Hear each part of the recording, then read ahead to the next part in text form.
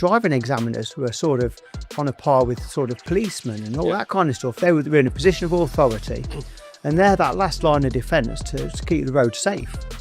And you'd see the driving examiner sort of in town or whatever, and you go, "Oh, that's the driving examiner," you know, and you'd be, and it's I think it's the same with a lot of things in society. I don't think it's got the same respect as it used to have. How do we keep the industry at the forefront of everybody's minds so they do realise it's a profession, it's a skill, and it's something you're proud to be a part of? Because I'm very proud, similar to yourself. I've worked in this industry for 40 years, and I'm really proud to do the job I do now because it's an industry that I think is essential to every day. And I think still probably see transport and logistics as being a bit of an unskilled job, where that's far from the truth. And I think the National Boot Camp address that. This is an industry that is, I think, on the front edge of adopting latest technology. There's no gear sticks anymore in the truck, you know. No, it's forward and backwards. I remember when I started in this industry, there was a big thing in the middle which was the gear stick, and you know, I remember it well. We double the clutch and all that sort of good stuff.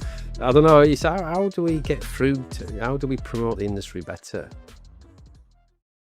Hello and welcome to Roadway the podcast, and today I'm delighted to be joined by Carl Hughes, and we're going to talk about driver training, the driver shortage, funding, third generation businesses, and everything else that goes along with that. So, welcome Carl. Thank you very much for the time today. Pleased to be here. Let's start with the driver shortage. And I use the word shortage in an open-end way because, you know, the industry's running. You know, there are roughly 550,000 vocational drivers that use their licence on a regular basis. Mm-hmm. There are roughly 550,000 commercial vehicles on the road. So allowing for holidays, allowing for absence, say 10% at any time, you would say there is a driver shortage. So not to cause panic or people rushing out, but there's always a challenge around driver resource. So from your perspective, why have we got a shortage in such a professional industry which can give you a wonderful lifestyle? That's one point. And two, you know, just give me your views on the driver shortage and how you've seen it evolve over the years that you've been involved in training. Yeah, I would say that I've been involved in this for 25 odd years in transport, 23 years in training, and all of the time there's been talk of a driver shortage. And there's always been an ageing demographic of drivers. With that comes ill health. We had all the Brexit a few years ago, which had an impact on the driver shortage. And I think really it's about getting the next generation of drivers on the road. There's barriers to that. But the key is just getting the next generation inspired, which is one of the reasons why we were partnering with the Generation Logistics. So yeah, we're a partner with Generation Logistics, and they help advertise logistics as a career, not just for drivers, but for all kinds of careers within logistics. So that helps. I mean, it's interesting. I'll just pick up and unpack a couple of points you made there, if that's okay. We did a report last year with Women in Transport, about intergenerational planning, it was called. And basically it was a year long, and we went into schools and colleges, went into transport, logistics businesses to understand, if you look at the workplace and there's 5 generations in it, you know, mm-hmm. I would suggest we politely are one of the more senior generations. I would say so, yes. You know, you're in the process of, becoming a third generation business. So you have a younger generation coming into your business, which we'll talk about later. But the expectations from those generations are all different. And basically what the report says is the 2 youngest generations coming into the workplace want certain things. And one is job mobility. So they're not going to have a job for life. They're not going to have a career for life, per se, particularly. Yeah. And the other one is freedom to flex within the week and their places of work. So they don't want to particularly work more than 8-hour shifts, and they don't particularly want to be on a rotated routine schedule. They want some flexibility and movability into it. And the other thing is they're not, particularly invested in anything that doesn't involve AI or social media or the modern technology. So against that backdrop, how do you think we can, pick up from the point about Generation Logistics, who, like yourselves, we support, and we can see the value in that, because I think it's important that as an industry we come together and have one vehicle, pardon the pun, to drive the perception. But actually, from a driver training perspective, is it just going to be a gateway into the industry? Is it just going to be a job that transitions every 2 or 3 years? How do you think it may change with that generational impact? I think the driving role is a gateway into the industry, but I think depending on the person and their background, there's sometimes there's a role for everybody. You know, with people, to be a driver, you don't necessarily need to be. I mean, it's been increasingly so. You do need to be able to work a lot of IT, a lot of delivery notes, and all that is all done electronically now, and also the vehicle. So driving a truck now isn't sort of seen as the bottom rung of the ladder, really, because it's a responsible job. You've got you make mistakes as a driver, and there's consequences, not just for yourself, but for your employer and for your colleagues. So there's a lot of responsibility as a driver, but I think people take pride in the work, and they do a good job, and they keep everybody safe, and they can be proud of that. Yeah, I think I'm always, when I'm in out and about, I'm always asked about driving, and to me it's a profession. You know, it is a profession, and I think sometimes if you go across the water into Europe, you know, a driver is viewed very differently. It is a profession, as is accountancy, as in the legal service. And one of the problems I think we face as a country, which hopefully Generational Logistics can help address, is there's a lack of awareness about the opportunity to make it into a career and progression. You know, and ultimately, yes, as people's expectations from the workplace changes, it's still a role that needs to be done, and you can earn a good living now by being a driver. Yeah. And I always quote the stat that, you know, driving a truck is as regulated as flying a plane, if not more so, because of the checks and the responsibility that sits on your shoulder.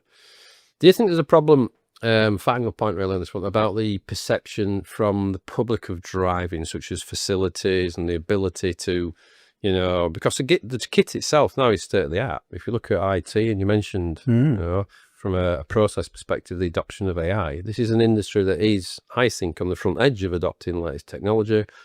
There's no gear sticks anymore in the truck, you know, it's a forward and backwards. I remember when I started in this industry, there was a big thing in the middle, which was the gear stick, and, you know, I remember it well. with double the clutch and all that sort of good stuff. I don't know, how do we get through to, how do we promote the industry better? You know, how can we do? So, I mean, separate to Generation Logistics, I do career days at school sometimes, and that's really interesting because you talk to the kids and they haven't got a clue. They see the lorries, but they don't realise what's involved. And I think the more you can get out there in the mainstream media and publicise the role that they do. I mean, COVID was a real wake-up call for the nation when it came to drivers. Suddenly KFC had no chicken and all this kind of stuff, and the government sort of had to act because it suddenly people became aware with the social media and everything that there was a shortage, there was a lot of panic buying and all that kind of stuff. Even though we had plenty of everything, as soon as people started panicking, then things become short. But I think during COVID, they got a lot of recognition similar to the NHS. People were grateful. They were waiting for the lorries to come and do the deliveries, you know, to get the stock, because they realised that the supermarket shelves were empty without the trucks. And I think I read a stat once that said something like, without trucks running for 3 or 4 days, the shelves will be empty. You know, no eggs, no bread, no, all of the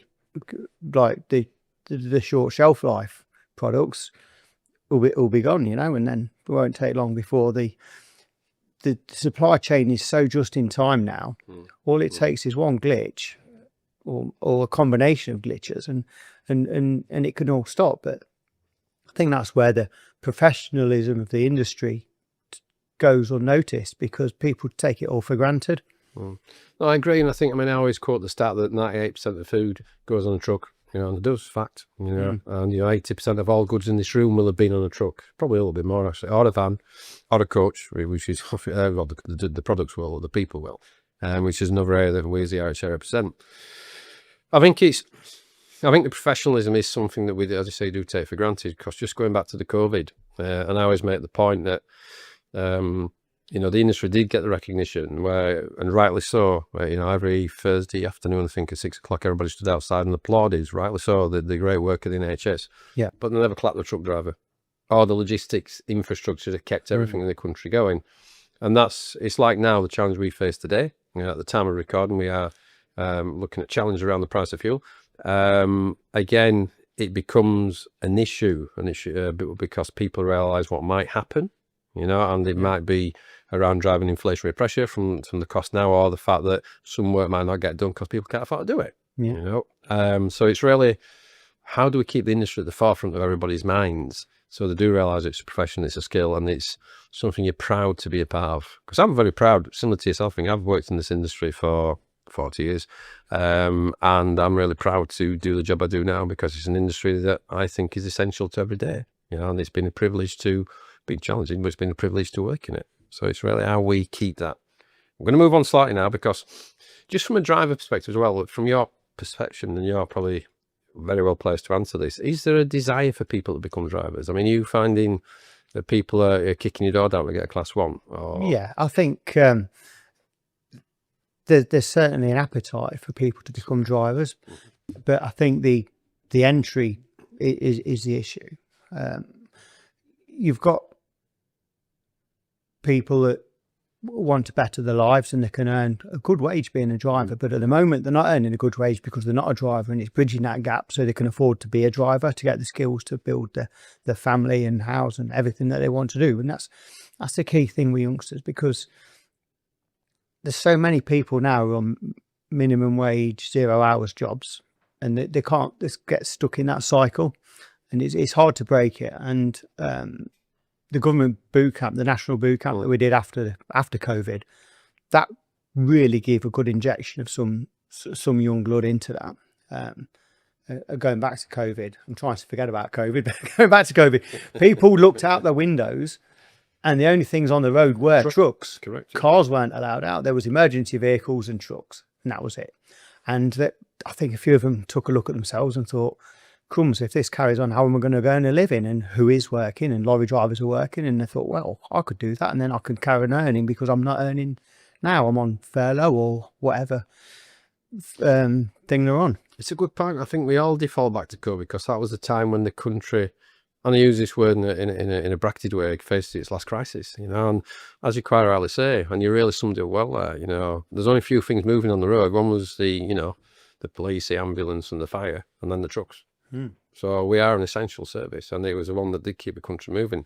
You've nicely wandered into funding, which we wanted to touch you around, and the boot camps, which have now, I think the last 6 months have really changed from being more of a national to regional focused, deciding on how the funding is going to be spent, and the challenge I see from that as a trade association, sitting above the 4 nations, is depending on the prominence of logistics in your region, you're going to prioritise it down.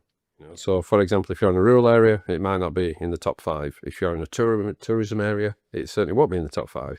But if you're in somewhere like the West Midlands, it probably will be in your top 5, because that's one of the hubs in the Golden Triangle going forward. So in terms of, and we spend a lot of time talking to the government about funding and lobbying for more, and their position would always be, but it's got to be a partnership with industry. And industry has got to, invest in the future, etc., etc.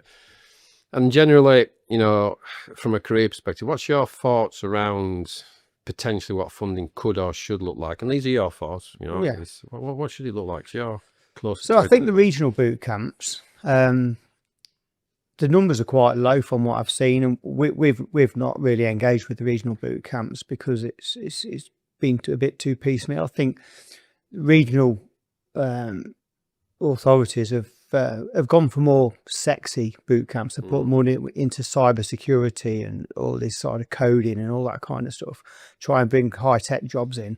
And I think they still probably see transport and logistics as being a bit of an unskilled job, where that's far from the truth. And I think the national boot camp addressed that, because they didn't just give them the license through that, but we had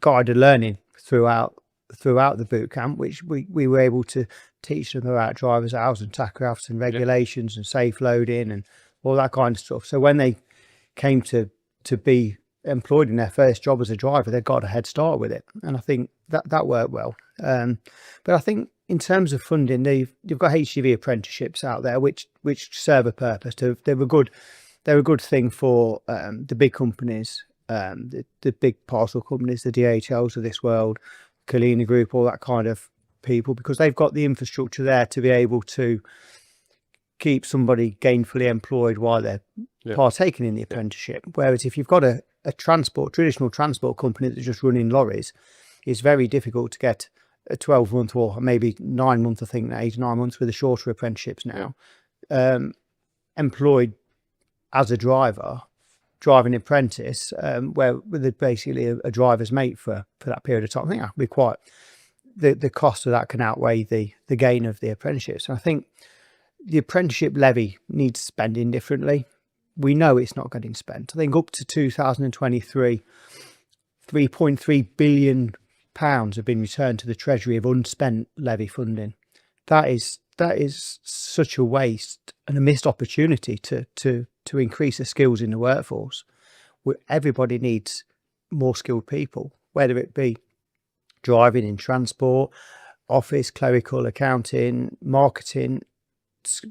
Increasing skills make these businesses better, and wasting that levy pot and just giving the money back to the Treasury, I think it's not right. And I think policy wise, I think the government should look at releasing that levy pot for approved accredited training courses for businesses to spend on what they want without having to commit to a full 9, 12, 18 month, 2-year apprenticeship, depending on what the role is.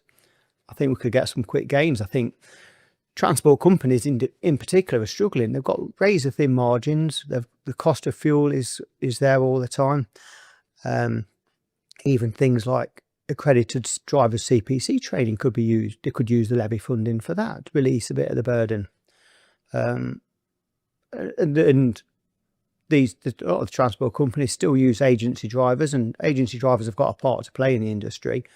But I feel sometimes there's an opportunity there where the companies could take that money that they pay the agency and they could use that to train their own drivers, and then they'd have loyalty, they'd have somebody new that they could shape to the new way of working.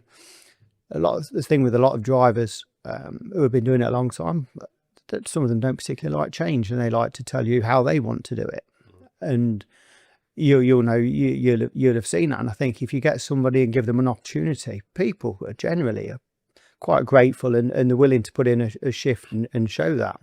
And particularly going back to the intergenerational piece, if I think one of the big challenges in any workplace, and the RHA is an example where we've got all 5 of those generations in the workplace. I'm sure your business is the same. Yeah. You have to know how to engage, and show appreciation, what actually drives people, and I passionately believe that there's drivers out there. For example, we just need to engage with them and promote it and package it in a way that appeals to what they're looking for. I think.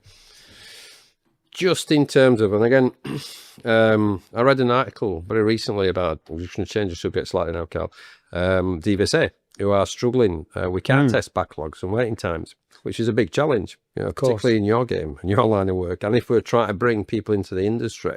So are you seeing a similar trend in vocational test availability, and what impact is that having on you and your business? Not particularly financially, I'm talking about is there a bottleneck, is there a backlog, or are you not seeing similar problems to a car driver? I think what happened, after COVID with the testing, we were struggling for driving examiners, and the military actually stepped in and helped doing HGV driving tests to keep it all rolling, because obviously with the driver shortage and everything else, it all made sense. And then as time's gone on and that softened, the public are not very happy about not being able to get car tests, quite rightly, because it's a barrier to work again. If you've got people there who need a car license to go and get a job and work and travel, and they can't get a test. And so what they've been doing to try and bring that backlog down is taking people from HGV driving tests to do car driving tests. And in different areas and different regions, it's very different. But definitely, there's certain areas of the country where the business is stifled because we're not able to grow, and having a shortage of a resource like driving tests makes the admin burden on the business so much more. But I feel for the DVSA. It's a very it's a legacy organisation, and the management there, and even love Dave Ryder, who was there before, they work really hard to engage with industry, and they're doing their best, but they can't recruit enough driving examiners. And I believe the reason for that is they don't pay them enough. I mean, the starting wage for a driving examiner is less than £30,000. It's 29,000 something plus regional benefits. And I remember when I was young, showing my age now, the driving examiners were sort of on a par with sort of policemen and all that kind of stuff. They were in a position of authority, and they're that last line of defence to keep the road safe. And you'd see the driving examiner sort of in town or whatever, and they go, "Oh, that's the driving examiner," you know, and you'd be, and it's I think it's the same with a lot of things in society. I don't think it's got the same respect as it used to have. I think the driving examiners, they do a good job. The pay isn't particularly great, especially depending on where they live and the base salary. I mean, they get other benefits. They've got a very good civil service pension, good holidays, etc., etc. But at the same time, people need to earn a living, and I think we need. Personally, I think we should charge more for the driving tests. I think for the car driving test in particular, people are paying £200 or £300 sometimes from these driving test resellers. The lorry driving test is £115 now, and I think increasing or maybe even doubling the cost of that driving test for them to be able to invest more in examiners' salaries and recruitment. I think adding another £85 on the cost of a driving course that can cost thousands, they'd be willing to do that just to get a better test, if you like. I mean, that's really good, because I mean, obviously, like yourself, you know, we work very closely with DVSA, you know, and DVLA on those things. And I agree with the comments. You know, there's some really there's a lot of effort, you know, and you know, 100%. The whole infrastructure and actually around this industry needs to be reviewed. The Traffic Commissioner's Office is another example. You know, it needs to be reviewed, and it's got to be relevant going forward for a professional industry. And it comes back to that word again about your definition of profession. Because ultimately, to people coming into this industry, I can see why they don't see that. We have challenges around facilities, we have challenges around, you know, pay levels, we have, as other sectors do, but ultimately we need to, going back to your point, which was a really good picture in my mind about COVID, there's only four types of vehicles running around on those roads, and we were one of them as trucks, you know, so exactly. It is essential, and it is something that you pay the essential wage. And I think we're as young as each other, because I do remember exactly what you described. And I also remember talking about technology. When I used to send the fleet down the road, they had a bag of 5p's to either stop and make a phone call in a payphone, or they used to knock on a police station's office and use the public phone that you could use there in case of emergencies. And that was communication. It was. You know? And our times change. We have to go forward. Yeah, I remember doing, I was on the road doing my deliveries. You'd get into a new town and you'd stop at the first petrol station you come to and buy an A to Z of that town. And before you know it, you'd have a box of A to Zs on your bunk. I've still got them. I have as well. And they're fantastic, and they're all marked and everything else. Really good. So moving on, that's a nice segue into the last part I just want to talk to you about, Carl. Because obviously you're moving into a third generation business. Your son Michael is working with you, picking up the reins, whatever you are, transitioning across to the next generation of Hughes in training. So just talk to me a little bit about, from your perspective, I mean, you're also very proud of what you've achieved, and rightly so. And having come to see, I think it was about a year ago, I can see how proud Michael is of picking up the reins and continuing, you know. And just talk to me about the challenges of a family business in this day and age going forward, and you know, and what that means to you and the family, and how you are going about that, if that makes sense. Yep. So my dad started the business in the late 80s. He was a lorry driver. He started off doing it part-time. He decided that getting up at silly o'clock in the morning was not for him for the rest of his life. So he carried on driving. He used to work for Fred Sherwood Group. Did more than 20 years for them. Great company. And we still do their training. They have a very good truck stop at Junction 23. That's right. It's a very good truck stop. I was there only a few weeks ago. They'd have looked after you well there. They did. I was doing that, funny enough, we digress slightly, but it is relevant. I was doing a podcast with Commercial Motors they call it Grilled in the Calf, and they give me a choice of where to do it. I thought, we'll go there, because they do actually a very nice breakfast as well. Yeah, so it's good. The old man Alan, I went to see them couple of years ago, and the whole family came round and invited my dad back, and we all had a big slap up breakfast, and it was lovely. Well, that's some of the industry though. That's actually some of the industry that, you know, it's a very proud, professional, entrepreneurial industry. You know, we sometimes I don't think we tell people just how good we are at what we do, you know, as well. I interrupted you totally there, Cal. So I think the perception for driving in the industry is key. I think the general public don't generally understand. They just see the lorries and they just think, oh, it's just driving, he's just steering it. It's not a big thing. But when you actually go into it, it's a well-paid, responsible job, and it is a career. You can move on to all different things from it.